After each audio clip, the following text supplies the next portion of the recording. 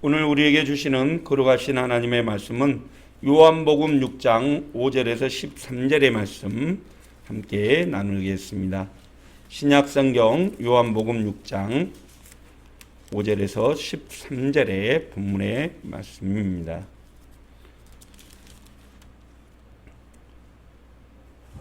거룩하신 하나님의 말씀입니다. 이 시간 다들 일어서셔서 말씀을 봉독하여 마음에 새기도록 하겠습니다. 예수께서 눈을 들어 큰 무리가 자기에게로 오는 것을 보시고 빌립에게 이르시되 우리가 어디서 떡을 사서 이 사람들을 먹이겠느냐 하시니 이렇게 말씀하시는 친히 어떻게 하실지를 아시고 빌립을 시험하고자 하심이라. 빌립이 대답하되 각 사람으로 조금씩 받게 할지라도 200데나리온의 떡이 부족하리이다. 제자 중 하나 곧 시몬 베드로의 형제 안드레가 예수께 여짜오되 여기에 한 아이가 있어 보리떡 5개와 물고기 2마리를 가지고 있나이다. 그러나 그것이 이 많은 사람에게 얼마나 되겠사옵나이까. 예수께서 이르시되 이 사람들을 앉게 하라 하시니 그곳에 잔디가 많은지라 사람들이 앉으니 수가 5,000명쯤 되더라. 예수께서 떡을 가져 축사하신 후에 앉아있는 자들에게 나눠주시고 물고기도 그들에게 그렇게 그들의 원대로 주시니라. 그들이 배부른 후에 예수께서 제자들에게 이르시되 남은 조각을 거두고 버리는 것이 없게 하라 하심으로 이에 거두니 보리떡 5개로 먹고 남은 조각이 12바구니에 찼더라. 아멘. 오늘 말씀의 제목은 진정한 헌신의 의미라는 제목의 말씀을 함께 나누고자 합니다. 전현직 대기업 홍보 책임자 모임에서 우리나라에서 경제를 일으킨 최고의 경제 3인방 어록의 3인방을 뽑으라는 질문에 3분을 뽑았다고 합니다. 현대그룹의 고 정주영 명예회장, 그리고 삼성그룹의 고 이건희 회장, 대우그룹의 김우중 전 회장을 뽑았다고 합니다. 현대 정주영 회장의 어록 중에 대표적인 게 무엇이 있을까요? 네, 이봐 해보기는 했어? 라는 말이 유명한 어록이죠. 시련이는 있어도 실패는 없다 라는 말로 도전정신을 키워주었다고 합니다. 삼성 이건희 회장 어록이 생각나는 거 있으십니까? 예, 마누라 자식 빼고 다 바꾸라. 예. 혁신을 강조한 것이죠. 또 대우그룹 김우중 전 회장은 세계는 넓고 할 일은 많다라는 말로서 글로벌 경영을 강조했고 세계 인류 기업을 꿈꾸며 나아가라라고 늘 격려했다고 합니다. 어떻게 보면 이 3가지의 마인드가 사실 우리나라 경제를 일으켜 세운 동력이다라고 말할 수 있을 것입니다. 그 중에서도 저는 무일푼으로 세계 인류 기업으로 키웠던 현대그룹의 그 정주영 명예회장의 불가능은 없다라는 그러한 마인드가 결국 실패를 딛고 도전정신으로 오늘을 살아가는 우리를 만든 동력이 아니었을까라는 생각을 해봅니다. 그렇습니다. 여러분, 오늘을 사는 우리 그리스도인에게 가장 필요한 마음은 끝까지 포기하지 않고 믿음으로 나아가는 것이죠. 가나안 족속을 보고 온갖 부정적인 생각에 시달렸던 이스라엘 백성들을 뒤로하고 하나님이 함께 하시면 그 가나안 땅을 정복할 수 있습니다 라는 담대한 믿음으로 나아갔던 여호수아처럼 말입니다. 다윗도 마찬가지 아닙니까? 창과 단창으로 나오는 골리앗을 향해서 만군의 여호와의 이름을 의지하고 물맷돌 5개를 가지고 나가서 하나님의 도움으로 큰 전쟁을 승리로 이끌었던 것입니다. 사랑하는 성도 여러분, 거룩한 성도의 삶은 다른 것이 아니라 하나님이 함께 하시면 할 수 있다라는 믿음의 배짱으로 살아가는 것입니다. 할렐루야. 나는 부족해도 나는 못해도 하나님이 내게 능력 주시고 하나님이 나와 함께 하시면 된다라는 굳건한 믿음으로 나아가는 것이죠. 오늘 또 여러분의 삶에 하나님의 능력이 나타나서 도저히 세상 사람들은 불가능할 것 같다라고 하는 모든 일들이 기적으로 이루어지는 믿음의 역사가 이루어질 수 있기를 주님의 이름으로 축원합니다. 하나님이 도우심으로 언제나 삶 가운데 풍성한 열매를 거둘 수 있는 모든 믿음의 주인공 되시기를 바랍니다. 오늘 본문의 내용은 도저히 불가능한 일이 예수님의 손 아래서 놀라운 기적으로 나타나서 5천 명이 배불리 먹고 남은 광주리가 12광주리에 가득 찼다라는 오병이어의 기적을 얘기하고 있습니다. 사실 이 본문의 말씀은 제 어렸을 때부터 참 귀에 못이 박히도록 들렸던 그 예수님의 오병이어의 기적의 사건이죠. 그런데 올해 코로나로 인해서 한국교회 교회학교 3분의 1이 문을 닫은 상황에서 말씀 사역하는 저에게 정말로 하나님께서 사역의 의미를 깨닫게 하시는 귀한 은혜를 주셨던 본문입니다. 어느 날 교회학교 연합집회에 강사로 다녀온 제가 사실 철저한 준비와 계획으로 말씀을 선포하고 아이들과 함께 은혜를 받았다라고 돌아왔는데 나중에 들리는 말에 의하면 말씀 강사가 좀 시원찮았다. 또 말씀이 너무 길었네. 야, 이제 다음에는 다시 모시지 말자. 이런 얘기가 제 귀에 들려왔던 것입니다. 물론 칭찬의 말도 들려왔지만 사실 뒷말을 들으면 그 다음부터 그 사역을 감당할 수 있는 이 용기와 믿음이 약해지게 되죠. 너무 제 자신이 실망스럽고 부끄러워서 더 이상 한국교회 말씀 사역, 다음 세대에 전하는 하나님의 말씀 사역을 이제 포기해야 될 때가 됐구나라고 생각한 그때에 사실 오늘 본문의 말씀을 읽다가 하나님께서 귀한 감동을 주셨던 것입니다. 오늘 본문에 나오는 제자들뿐만 아니라 이 시대를 살아가는 하나님의 백성, 예수 그리스도를 믿고 따르는 예수님의 제자들, 진정한 헌신자들에게 필요한 세 가지의 자세가 있다는 사실을 깨닫게 주셨던 것이죠. 그것이 무엇입니까? 첫째는 할 수 없는 일도 있다라는 것과 두 번째는 할 수 있는 일이 있고 마지막 세 번째로는 할 만한 일이 있다라는 것입니다. 예수님을 믿고 따르는 하나님의 백성들에게도 할 수 있는 일, 할 수 없는 일, 할 만한 일이 주어진다라는 얘기죠. 다시 말해서 할 수 없는 일을 끝까지 하게 되면 사실 그 일은 시간만 낭비하는 헛일이 되고 할 수 있는 일이 있는데도 나는 못해요 라고 거부를 하게 되면 교만한 자가 된다라는 말입니다. 그리고 할 만한 일을 찾아서 가장 아름답게 소중하게 그 일을 마치게 되면 하나님께서 놀라운 은혜로 함께 해주셔서 더 아름다운 일들을 할 수 있게 해주신다는 것이죠. 그렇습니다. 가만히 생각하면 교회도 마찬가지입니다.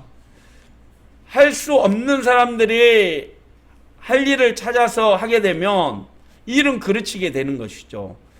할 수 있는 사람이 자기는 바빠서 못한다라고 헌신을 내팽개치면 결국 누군가가 또 고생스럽게 일을 감당하게 되는 것이죠. 할 만한 일이 있음에도 할 수 없다라고 생각하면 결국 하나님께서는 그 헌신자를 통해서 일구는 것들이 없게 된다는 얘기죠. 그렇습니다. 오늘 본문을 교훈을 통해서 진정한 헌신자의 자세는 무엇이고 하나님 말씀 앞에서 우리는 어떤 각오로 나가야 하는지 어떤 삶을 살아야 하는지 그 교훈을 함께 나누고자 한다는 것입니다. 첫째, 주님은 진정한 헌신자에게 할 수 없는 일은 맡기지 않는다라는 사실입니다. 오늘 예수님은 무리가 자신에게 나오는 것을 보시고 제자 빌립에게 말씀하십니다. 이 사람들을 먹이기 위해서는 우리가 떡을 사야 되지 않겠느냐라고 물으십니다. 그리고 그 의도가 6절 말씀에 나타나게 되죠. 한번 6절 말씀을 우리 같이 한번 보실까요?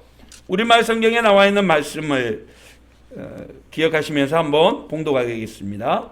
예수께서는 빌립이 어떻게 하나 보시려고 이렇게 질문하신 것일 뿐 사실 자기가 하실 일을 미리 알고 계셨습니다. 이미 예수님은 자신이 무엇을 해야 할지 알고 계셨다라는 것입니다. 그런데 제자들이 이 일에 대해서 어떤 준비를 가지고 있는지 시험하고자 질문했다는 거죠. 머리 좋은 빌립은 단번에 5,000명이 먹을 떡값을 계산해냅니다. 2, 4, 6, 8 그러면서 200데나리온의 돈이 필요하겠습니다 라고 결론 내어지죠. 1데나리온은 요즘 가치로 노동자의 하루 품삯 일당에 해당되는 것이죠. 지금 10만 원씩만 계산하더라도 5,000명이면은 놀랍게도 2천만 원의 돈이 필요하다는 얘기입니다. 그것들을 제자들이 감당할 리는 만무했다는 것을 예수님은 누구보다도 잘 알고 계시죠. 예수님의 의도는 제자들이 예수님이 누구이며 무엇을 원하시는지를 알기 원했다는 것입니다. 아무리 힘쓰고 애를 써도 할 수 없는 일이 있는 것이죠. 중요한 것은 제자들은 저녁 늦은 시간에 더구나 산 중턱에서 빵을 구할 수 없다는 것을 알기 때문에 전적으로 예수님을 믿고 의지하는 선택을 해야 됐다는 것입니다. 개역성경에 나오는 본문을 살펴보면 예수님은 빌립을 시험하고자 라고 기록하고 있죠. 여기에서의 시험은 어떤 사람의 인품이나 주장에 대해서 특징이나 상태를 알아봄이라고 사전적인 의미를 담고 있습니다. 이미 할 수 없다는 것을 아신 예수님은 불가능을 가능케 하시는 예수님을 전적으로 신뢰하고 의지하기를 원하셨다는 것이죠. 그렇습니다, 여러분. 세상에서는 내가 할 수 없는 것이 너무 많죠. 내가 할 수 없는 것을 욕심내서 무리하게 도전하면 그것은 공허함 뿐입니다. 여러분, 할 수 없는 것을 욕심내기보다도 그것들을 하나님 앞에 내어 맡기고 나를 통해서 최선의 상황으로 이끌어 가시도록 하나님의 은혜를 구하는 것이 우리가 해야 할 일이라는 것이죠. 여러분, 나를 통해서 최선의 상황으로 일할 수 있도록 우리 자신을 그 상황 앞에 내어 드리는 것입니다. 하나님, 이 일에서 나는 무엇을 할 수 있을까요? 그렇습니다. 주님께서 우리에게 원하시는 진정한 헌신은 할 수 없는 것에 욕심내고 그것을 도전하기보다도 그 상황에 하나님의 일하심을 구하며 하나님께 자신을 내어드리는 것을 우리에게 원하신다라는 사실입니다. 이것이 진정한 헌신자의 자세임을 믿으시길 바랍니다. 두 번째, 할 수 있는 일에 대해서 최선을 다하는 것이 진정한 헌신자의 자세라는 것이죠. 빌립과 마찬가지로 5,000명을 먹일 200데나리온이 없다라는 것을 이 안드레는 알고 있었습니다. 하지만 안드레는 생각이 달랐죠.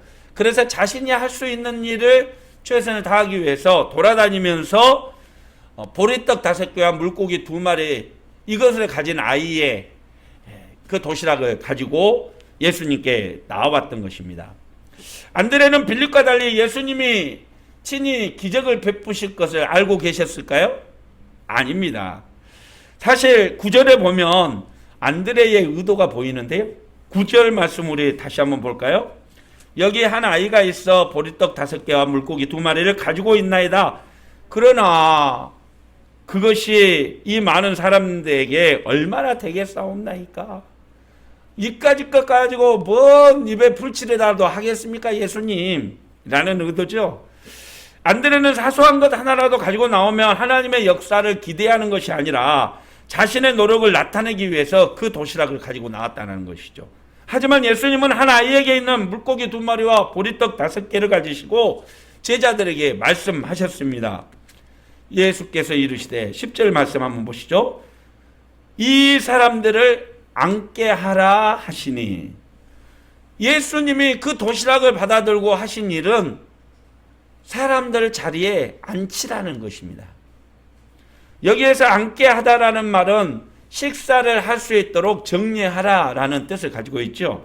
예수님은 배고픔이라는 어려운 상황에 맞닥뜨린 제자들에게 할 수 있는 일을 맡기신 거죠. 제자들은 아마 놀랐을 겁니다.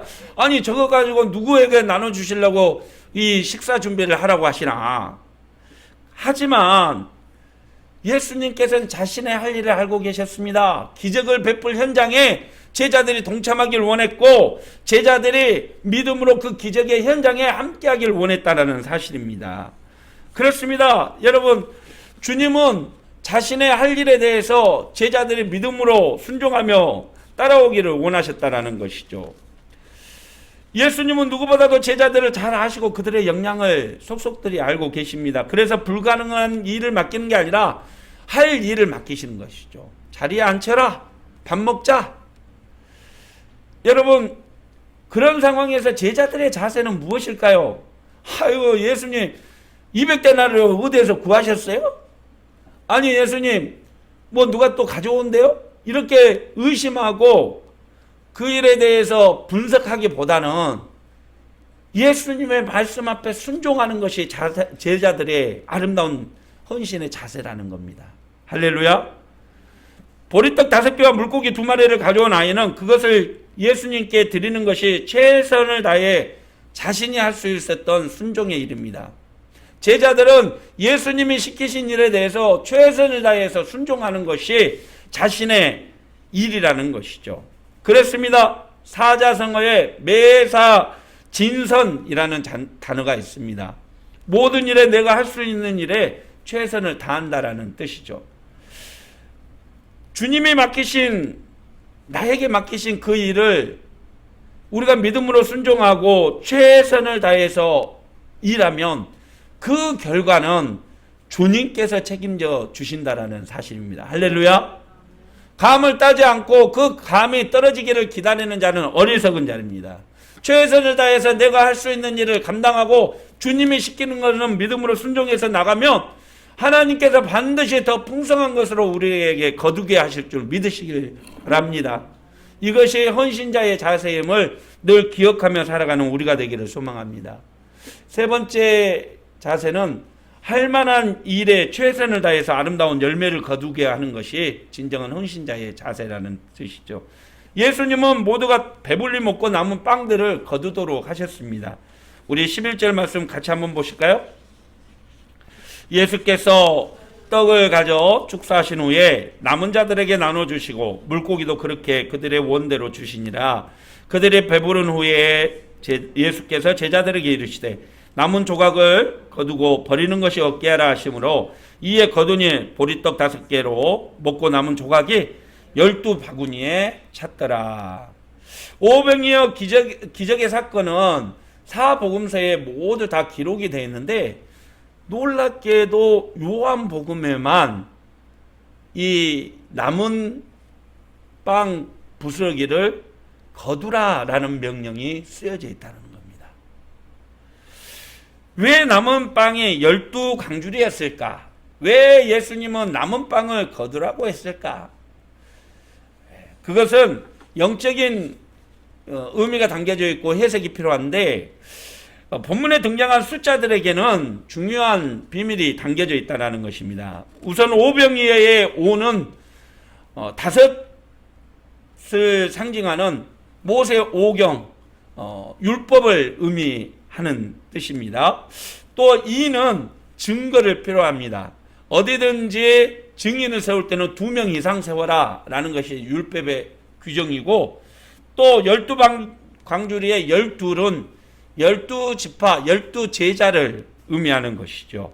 다시 말해서 예수님은 오병이어 사건을 통해서 율법에 기록된 대로 하나님 언약의 백성으로서 오신 율법의 완성자요 세상을 구원할 메시아라는 사실을 제자들에게 보여주고자 하신 것입니다. 그리고 부르신 제자들을 통해서 12바구니의 남은 음식들을 거두게 하심으로써 이 땅의 모든 영혼들을 하나님 백성으로 추수하게 하시는 영혼의 추수꾼으로 부르셨다는 사실을 깨닫게 하셨다는 것이죠. 이것이 우리를 하나님 자녀로 부르시고 세상 속에서 그리스도인으로 살아가게 하신 하나님의 뜻임을 믿으시길 바랍니다. 할 만한 일을 우리에게 맡기셨다는 것은 늘 하나님께서 우리를 믿고 우리를 신뢰한다는 뜻이기도 합니다.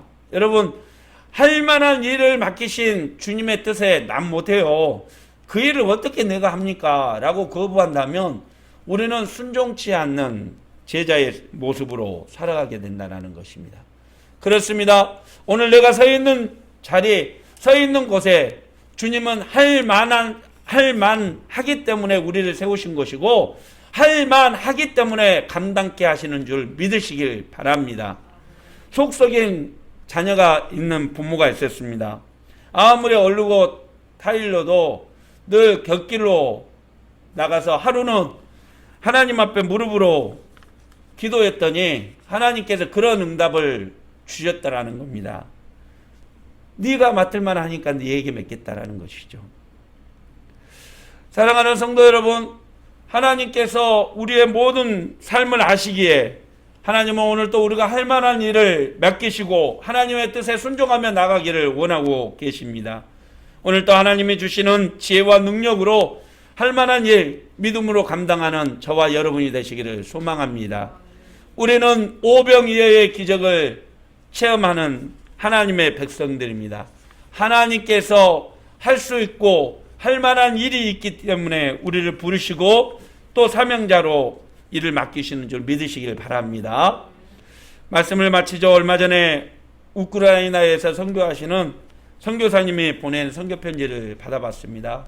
우크라이나 전쟁 2월 달에 발발하고 나서 그 우크라이나에 약 600여 명의 선교사님들이 계셨는데 그분들이 매 수십 년 동안 열심히 교회를 짓고 학교를 건설하고 또 체육관을 만들면서 우크라이나에 복음을 심어 왔다고 합니다. 그런데 2월 24일 전후로 해서 모든 선교사들이 다 귀국 명령을 받게 됐죠. 그들은 눈물을 흘리면서 그 땅을 떠났는데 안타깝게도 그 모든 현장에서 교회들은 파괴되고 학교들은 무너지고 사랑하는 성도들은 죽어갔다는 것입니다. 할 만한 일을 맡기신 하나님의 뜻에 순종하며 나갔는데 결과는 피비린내 나는 사륙과 고통뿐이었다는 것이죠. 그들은 불가리아, 체코, 볼리비아 등 주변 국가로 나가서 하나님의 국류를 구하며 기도했다고 합니다. 하나님의 뜻이 어디에 있습니까? 저는 무엇을 해야 합니까?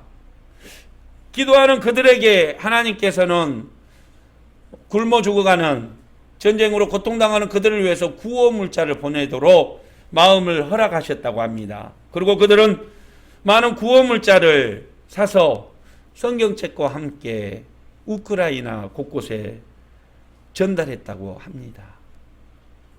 나중에 들리는 말에 의하면 그 포탄이 떨어지는 그곳에서 성경책을 펴놓고 하나님의 은혜 앞에 감사하며 드려지는 예배가 곳곳에서 생겨났다라는 것입니다. 그렇습니다. 하나님이 맡기신 사명에 최선을 다해서 헌신하였기에 하나님께서는 그 암흑의 전쟁터에서도 하나님께 예배하는 자를 세우셨다는 것이죠. 사랑하는 성도 여러분, 우리를 지으신 하나님은 우리의 능력과 지혜와 재능과 마음을 누구보다도 잘 아시는 분입니다. 믿습니까? 우리가 할 수 있는 일과 할 수 없는 일, 그리고 할 만한 일에 대해서 누구보다도 잘 알고 있다는 얘기죠. 그래서 바울 사도는 고린도전서 4장 1절에서 이렇게 고백하고 있습니다. 우리 마지막으로 말씀 한번 같이 읽고 봉독하고 마치겠습니다. 사람이 마땅히 우리를 그리스도의 일꾼요 하나님의 비밀을 맡은 자로 여길지어다. 그리고 맡은 자에게 구할 것은 충성이니라. 오늘 주님은 본문에서 제자들에게 할 수 있는 일, 사람들을 몇 사람씩 앉혀서 식사를 준비할 수 있게 만드는 일, 이것은 제자들이 할 수 있는 일입니다. 제자들이 할 수 없는 일, 떡과 고기를 나누는 것, 이것은 주님이 직접 일하십니다. 그리고 할 만한 일, 남은 떡을 광주리에 모으고 채우는 일, 이 할 만한 일을 최선을 다해서 일하도록 지혜자들에게 맡기셨다는 거죠. 오늘 저와 여러분에게도 마찬가지입니다. 하나님께서 우리에게 할 만한 일을 맡기시고 할 수 있는 일, 믿음으로 할 수 있도록 우리를 도우신다는 사실입니다. 오늘 또 나에게 주어진 어떤 일이든지 주님의 은혜와 주님의 사랑을 구하며 최선을 다해서 믿음으로 순종하며 나가는 저와 여러분이 되시기를 소망합니다. 자녀들이 힘들고 포기하고자 할 때도 하나님께서는 너에게 맡길 만한 일을 맡기실 거야 라고 격려하며 위로하며 자녀들을 믿음으로 세워나가는 저와 여러분, 우리 모든 성도들 되시기를 주님의 이름으로 축원드립니다. 기도하겠습니다. 사랑의 하나님 아버지, 모든 일에 내가 할 수 있는 일에 최선을 다할 때에 주님께서는 그 아름답고 풍성한 결과들을 우리에게 주시는 줄 믿습니다. 하나님, 우리에게 맡기신 모든 일들 최선을 다해서 우리의 능력과 지혜로 감당케 하시고 결과는 오직 하나님께 맡기는 순종의 믿음으로 일하는 우리가 되게 하여 주시옵소서. 할 만한 일을 맡기신 하나님의 부르심 앞에 최선을 다해서 수고하고 일할 때 하나님 놀라운 은혜가 우리 가운데 임하게 하여 주시옵소서. 사랑하는 성도들, 세상 속에서 누구보다도 부지런하게 열심으로 주를 섬기고 주에 맡긴 사명을 감당할 때 하나님 하늘문을 여시고 그들에게 지혜와 능력으로 더하여 주셔서 오직 하나님의 영광만이 우리를 통해서 나타나게 하옵소서. 예수님의 이름으로 기도드립니다. 아멘. 사랑하는 교우 여러분, 나에게 주어진 일이 어떤 일이든지 그것을 맡기신 분이 누구인지를 깨닫고 믿음으로 순종하며 나아가시기를 소망합니다. 하나님께서는 반드시 우리에게 풍성한 은혜를 베풀어 주실 것입니다. 이제는 우리에게 오병이어의 놀라운 기적의 역사를 보이시며 순종의 믿음으로 나아가기를 원하시며 우리를 사랑으로 위로하여 주시는 우리 주 예수 그리스도의 무한하신 은혜와 오직 할 만한 일을 맡기시며 순종하며 최선을 다해서 일하도록 우리에게 지혜와 능력으로 인도하여 주시는 하나님 아버지의 풍성하신 은혜와 오늘 또 담대히 믿음으로 주님의 맡기신 일을 감당하도록 우리에게 말씀으로 교통하시고 위로하여 주시며 인도하여 주시는 성령님의 역사하심이 나에게 주어진 일이 어떤 일이든지 그것을 맡기신 분이 하나님임을 깨닫고 순종하며 믿음으로 나아가고자 하는 모든 성도들 머리 위에와 그들의 가정 위에 삶 위에 자녀들 위에 하는 모든 일 가운데 이 나라와 민족 위에 세계의 모든 교회 위에 열방 위에 배고픔과 굶주림에 있는 모든 백성들 위에 전쟁의 아픔에 신음하는 그들의 머리 위에 이제부터 영원토록 함께 계시기를 간절히 축원하옵나이다. 아멘.